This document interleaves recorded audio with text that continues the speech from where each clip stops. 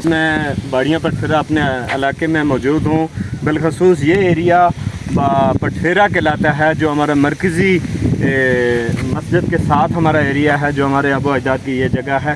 بالخصوص ہمارا ایریا میں ہے یہ لور باڑیاں پٹھیرا کا ایریا ہے, جو اس کے ساتھ سراؤنڈنگ ایریا ہمارا دریا جہلم بہتا ہے. اس کے ساتھ لیفٹ ہینڈ کے اوپر ہمارا چھپریاں کا ایریا ہے, اس سے اوپر ہمارا پنڈ چھامبا اور ساتھ ڈانڈا وغیرہ ہماری یوسی چھجانا کا ایریا ہے. رائٹ سائڈ کے اوپر آپ دیکھیں تو ہمارا سوغا شریف کا ایریا نظر آ رہا ہے. یہ آزاد کشمیر AJK کا ایریا آپ کو یہ ویو نظر آ رہا ہے. اس کے علاوہ اگر آپ رائٹ سائڈ پہ میری اگر دیکھا جائے, یہ ہماری یوسی ملوٹ ستیاں کا ایریا ہے, کیونکہ یوسی ملوٹ ستیاں کی کافی ٹریڈیشن کے لحاظ سے یا ایجوکیشن کے لحاظ سے بہت بہتر ایریا ہے. اگر لٹریسی ریٹ کا آپ دیکھا جائے تو 100% ان کی شروع سے لٹریسی ریٹ آ رہی ہے, اور اس کی ماشاءاللہ ہمارے آبا و اجداد سے یہی ٹریڈیشن چلا آ رہا ہے کہ اس کی 24 ڈھوکیں ہیں ملوٹ ستیاں کی. اور یہ جو ڈھوک ہے, اگر تھوڑا سا اب یہ اس طرف لایا جائے تو تھوڑا سا اس کے بارے میں ذرا ڈیٹیل سے میں آپ کو بتا دوں. یہ ملوٹ ستیاں کی حدود ہے جو بیسیکلی ڈنڈ کا ایریا نظر آ رہا ہے.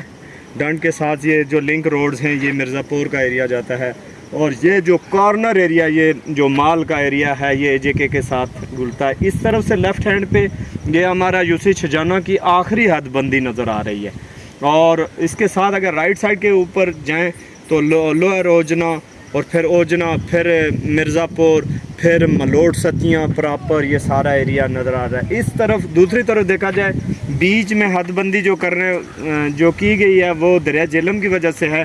دریا جہلم جو ستی فیملی اور کشمیری فیملی کو آپس میں جدا کرتا ہے. لیفٹ ہینڈ پہ یہ ہمارا ڈلی کا ایریا ہے, پھر تیرکوٹ باغ اور دیگر کھائی گلا اور یہ جو بھی ایریا ہیں آپ کے سامنے نظر آ رہے ہیں.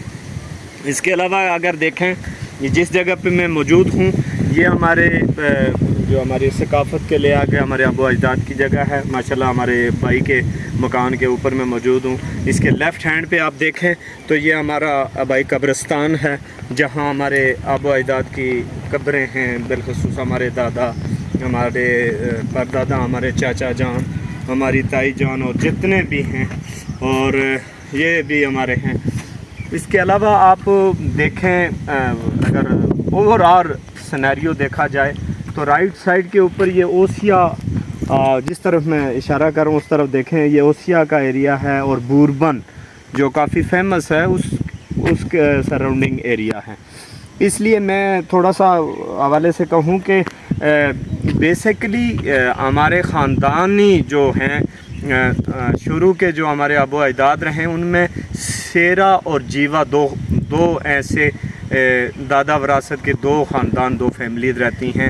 سیرا خاندان جو ملوٹ کے سراؤنڈنگ ایریا میں لوگ موجود ہیں وہ ہیں, اور جو ہمارے یوسی چھجانا کا ایریا ہے جو ہمارا اس روڈ ہمارا لنک باڑیاں پٹھیرا کو کلک کرتا ہے, بیچ میں سپریٹ کرتا ہے, وہ جیوا خاندان, جیویال جسے کہتے ہیں, اس کا ہے.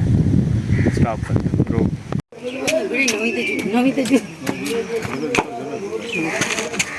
بسم اللہ الرحمن الرحیم. آج میں اپنے جد امجد حضرت بابا شادی خان رحمۃ اللہ علیہ کے دربار میں موجود ہوں. یہ ہمارے جد امجد ہیں جو ہمارے خاندان کے سب سے بڑے ابو اجداد کہلاتے ہیں, اور ان کے دربار میں موجود ہوں. آپ ان کا تعارف میں ہے کہ یہ ہمارا دربار 1961 میں ہمارے اس علاقے میں یہ دربار بنایا گیا.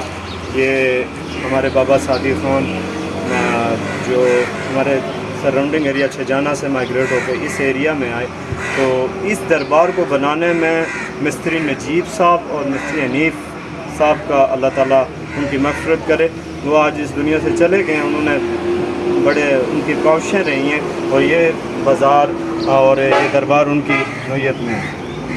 بیسیکلی آپ ان کا دیکھا ہے, یہ ہمارے جد امجد کا اندرونی مناظر ہے.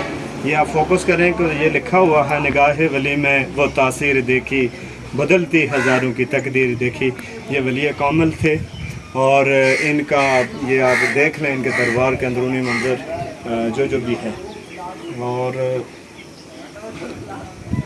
اس کے ساتھ ساتھ یہاں ان کا ہر سال جون میں ان کا عرس مبارک ہوتا ہے، اور ان کا عرس مبارک جون کے میں ہوتا ہے، اور یہ ہمارے اس علاقے کی مشہور و معروف شخصیت رہی ہیں اور ہمارے جد امجد ہیں۔ تو آپ اگر کیمرہ مین اگر نزدیک سے اگر ان کی دربار فوکس کیا جائے تو یہ پتہ چل جاتا ہے کہ ان کا دربار کے اندر یہ تختی لگی ہوئی ہے، اور یہ ان کی خصوصیت یہی ہے کہ ان کے دربار کے اندر قبر پہ اتنا پرانا قبرستان ہے کہ یہ درخت جو ان کے قبر پہ یہ ہر سال اس کو تراشا جاتا ہے، کو کا درخت ہے جو اس کے اندر موجود ہے۔ باقی اللہ تعالیٰ ان کو مغفرت فرمائے اور ان کا سایہ قادر ہمارے سروں پر قائم و دائم رہے۔